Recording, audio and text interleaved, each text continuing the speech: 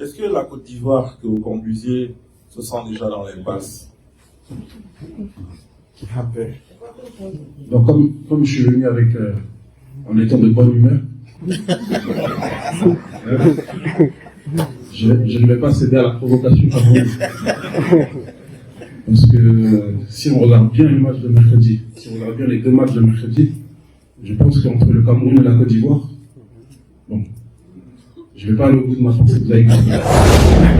Les amis, bonsoir. J'espère que vous allez bien. Samedi soir, vous vous portez bien, vous avez déjà préparé les vêtements pour aller un peu bouger. Les amis, je vous reviens comme ça là avec une autre section, cette fois-ci de la conférence de presse du sélectionneur de la Côte d'Ivoire qui s'est donc exprimé comme vous avez suivi là. Il ne va pas tomber dans nos différents pièges.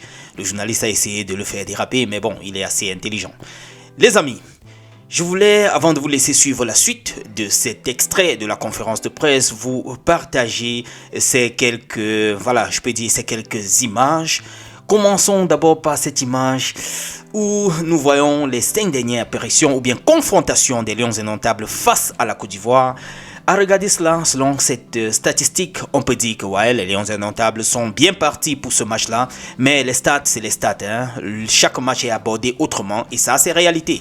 Donc, on ne peut pas se retrouver à regarder tout simplement les dernières stats pour dire que ouais, le Cameroun a gagné 3 fois sur 5. Et là, on peut directement dire que les Lions sont bien partis. Non, non, non, non. Et les Ivoiriens aussi sont bien positionnés. Depuis, ils ont fait la qualification de la Coupe du Monde sans prendre un seul but. Ils ont très bien joué depuis longtemps. Ils sont champions d'Afrique. Donc, s'il faut regarder aussi ça, on peut dire, bon, ils sont bien partis, favoris, and so on. Mais c'est un match entre un monsieur et son épouse. Vous comprenez, la belle famille. Les deux équipes sont sereines et ils savent que celui qui gagne va directement se qualifier en 8e. Donc, voilà, les Lions, vous savez ce qu'il vous reste à faire. Le Hemley. Switchons un tout petit peu sur ce poste de la FECAFOOT, l'arbitrage camerounais en exposition au Maroc. Oui, la FECAFOOT fait allusion à cet arbitre-là, âgé de 29 ans, le plus jeune arbitre de la CAN Total Energy 2025, qui a été donc désigné par la CAF pour diriger le prestigieux match Maroc contre le Mali. Le Camerounais Abdou Abdel Mefi est donc voilà, en pleine exposition du côté du Maroc. Sa prestation de grande classe rappelle un travail de fond qui a été effectué au Cameroun à travers une politique de rajeunissement qui s'implémente dans les nombreuses écoles d'arbitrage créées depuis 4 ans, nous rappelle la FECAFOOT. Vous pouvez comprendre, ça c'est le travail de l'exécutif actuel de la FECAFOOT. En tout cas, chapeau à vous. Bref, les amis, je voulais juste vous partager ces quelques clichés. On va switcher sur ce petit post de Mouminga Maleu qui nous poste quelque chose étant au chantier. Voilà, vous comprenez ce que ça signifie. Le gars est déjà en mode investissement. C'est une bonne chose. C'est encourageant en tout cas pour tous les footballeurs. Vous n'allez pas rester éternellement sur le terrain et en activité. Donc, il faut penser au lendemain. C'est très important. Et ce n'est pas seulement dans le foot, les gars. Même dans la vie active, ceux-là qui sont ingénieurs, qui sont des grands techniciens et so on, vous n'aurez pas toujours le salaire que vous avez aujourd'hui. Pensez déjà au lendemain. Pour terminer, les amis, prenons cette réaction du sélectionneur lors de la conférence de presse ce matin. David Pangou nous faisait savoir qu'il ne se mêle pas de la politique et qu'il est un homme de terrain. Voilà, c'était en répondant à une question du journaliste par rapport à la relation ou bien le conflit Minsef-FECAFOOT. Bref, je trouve pour ma part, ça c'est une très bonne réaction. Le père, reste dans ton domaine, reste dans ton couloir et fais ton job. Hein? Ne te mêle pas des choses qui doivent être gérées par le président. Le reste, c'est maïs. Les amis, je vous laisse donc écouter la suite de cette conférence de presse. C'est un petit extrait. Hein. Retrouvons-nous dans un autre tour de partage. D'ici à là, préparons-nous pour le match de demain. La pression monte. Les gars, on est ensemble. Ciao, ciao. Les gars, pour la télévision nationale de Cameroun, ma question s'adresse au coach. Que vous soyez champion d'Afrique, finalement, cela semble ne pas vous aider. Face au Mozambique, c'était laborieux, c'était pas évident. Maintenant, pointe le Cameroun qui est largement, en termes de statut, un cran au-dessus du Mozambique. Après le Cameroun arrivera le Gabon. Est-ce que la Côte d'Ivoire que vous conduisiez se sent déjà dans l'impasse? Donc comme je suis venu avec en étant de bonne humeur, je ne vais pas céder à la provocation. Parce que si on regarde bien le match de mercredi, si on regarde bien les deux matchs de mercredi, je pense qu'entre le Cameroun et la Côte d'Ivoire, bon, je ne vais pas aller au bout de ma pensée, vous avez compris. Mais en passe, non, franchement,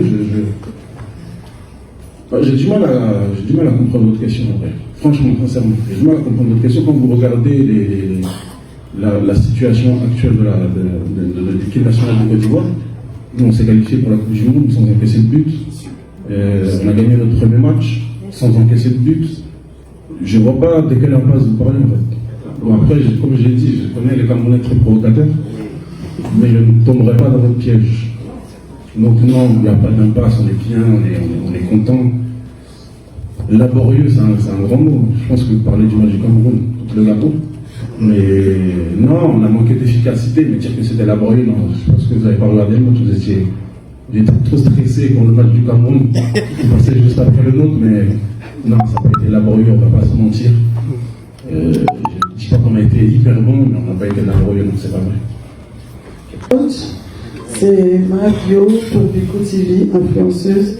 La question que j'aimerais vous poser, c'est est-ce que nos joueurs arrivent à s'accommoder autant? Parce que la dernière fois, il pleuvait beaucoup et il fait très très froid au Maroc. Nous, on le ressent et j'aimerais vous demander est-ce qu'ils arrivent à s'accommoder? Est-ce qu'ils se passent pour eux? Ou est-ce que c'est très difficile? Franchement, c'est dur pour tout le monde.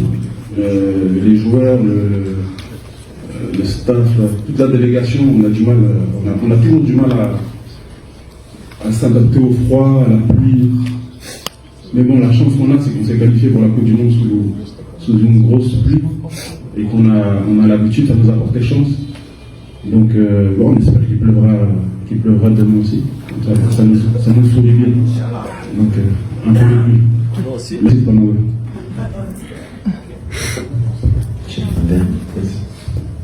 Bonjour, Abdullah. Fabrice Solomon, journaliste pour Equinox Radio et Télévision. Alors, coach, on sait que l'enjeu de cette rencontre entre le Cameroun et la Côte d'Ivoire, c'est d'amener les 3 points, la qualification directe. Mais à côté, il y a toujours cette rivalité fraternelle entre les Lions indomptables de la Côte d'Ivoire. À côté, il y a ce costume de champion d'Afrique que vous arborez. Pour vous, s'il fallait hiérarchiser les enjeux de cette rencontre, tel que je viens de l'évoquer, ce sera quoi concrètement?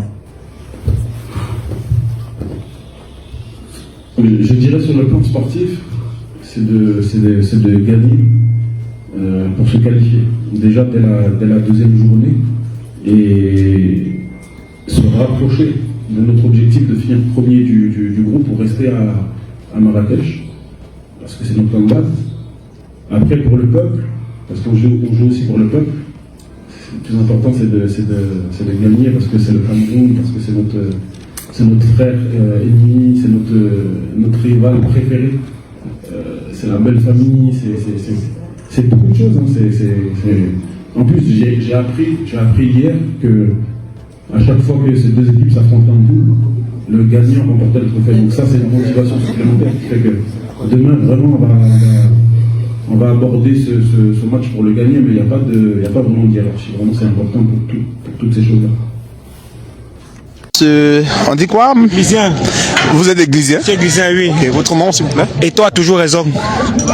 Votre nom, c'est? Eto a toujours raison. Ok. Quel message ce soir envers l'équipe nationale du Cameroun?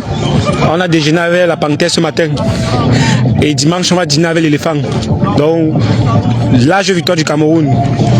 Et vous portez un message là, vous pouvez nous dire pourquoi ce message ce soir? Je voulais savoir s'il a eu son visa, Marbrice. Parce qu'il pensait à un moment qu'il était quelque chose.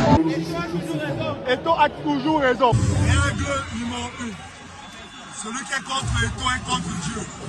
Règle numéro 2. Eto a toujours raison.